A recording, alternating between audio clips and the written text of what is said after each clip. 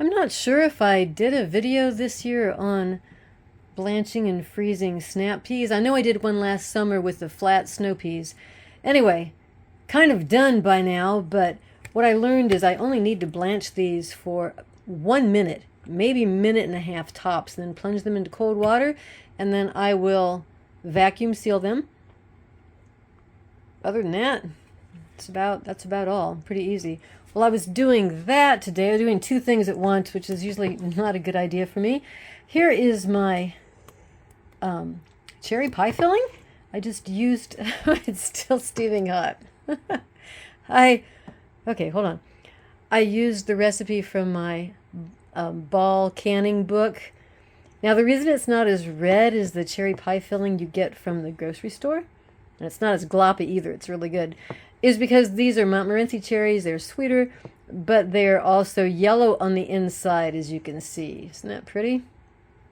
So, if this works, this is what I'm going to do from now on. I'm going to, kind of like I did with rhubarb sauce, instead of freezing raw rhubarb, I freeze rhubarb sauce. So maybe instead of freezing raw cherries, I'm going to freeze cherry sauce.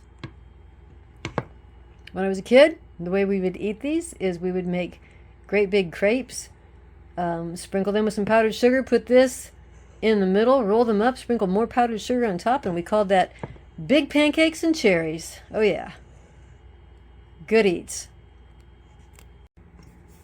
The sugar ratio, cherry to sugar ratio on the cherry pie filling here was, let's see, 4 to 1. 4 cups of cherries to 1 cup of sugar. And it tastes about right. I mean, I could probably make it a little bit more tart. And then it also had a lot of cornstarch. Let's see, this batch here was 3 cups of sugar and a ½ cup of cornstarch. You mix those two together, mix the sugar and the cornstarch together, and then you stir it into the cherries, the pitted cherries, and let it set for 30 minutes for the sugar to all dissolve, and then you cook it till it gets thick. And this took a lot longer to cook until it was, well, until the cornstarch is clear and until it got thick. It took, oh, I don't know, 15, 20 minutes. So I started with around 10, a little more than that, cups of cherries. Let's see how many pints this is going to make. It's still pretty hot. I mean, you could can this. Oh, wow, that's pretty. But I think it tastes more fresh if it's frozen. So what I will do here is cool it off at room temperature for a while, and then I can't fill it. Since I'm freezing it, that's about as full. Oh, just a little bit more.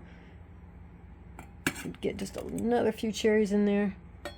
I'll cool it off at room temperature, lids on it, and then I will cool it in the refrigerator before I freeze it. Okay, we've got 2. I was thinking this should make 4, but maybe it's gonna make 5 pints. That would be great. I've frozen 10 pints of raw cherries, sweetened raw cherries. Like I said, this is the way I'm going to do the rest of them. Okay, I will finish this since I keep getting steam on my phone. And there we go. I ended up with 6 pints, which makes me happy enough. There's still more cherries to pick out there.